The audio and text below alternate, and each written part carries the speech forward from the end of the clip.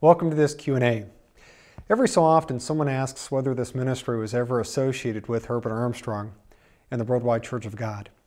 The short answer is no. We've never been directly affiliated with Mr. Armstrong or his organization.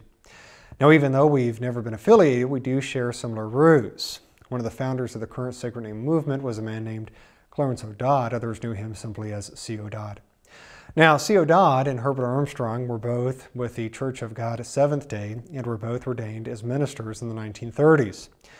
Now, realizing that there were issues in the Church of God Seventh-day, both men left the organization in the late 1930s. While Herbert Armstrong and C.O. Dodd shared beliefs in common, they had a few differences. While both men agreed upon the feasts and the Sabbath, only C.O. Dodd had a conviction about the Hebrew names of the Father and Son, Yahweh and Yahshua. He based this conviction on Proverbs 30 verse 4. It says there, "Who hath ascended up into heaven or descended? Who hath gathered the wind in his fist? Who hath bound the waters in a garment? Who hath established all the ends of the earth? What is his name? And what is the name or his son's name, if thou canst tell?" Based on this passage, C.O. Dodd was convicted and convinced that it was important that we call on the proper names of the Father and Son.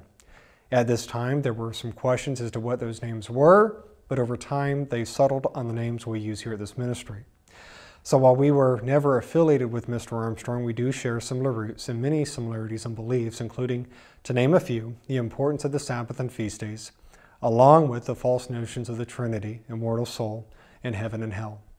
The major difference, again, is the use of Yahweh and Yahshua's name, which, as the Bible shows, is very important. Number one, when we bring his name to nothingness by not using it, we use it or we take it in vain. Also, the Bible states emphatically that his people will know his name. Well, I pray that this word has been a blessing to you, and as always, we would encourage you to prove all things and hold fast to that which is good.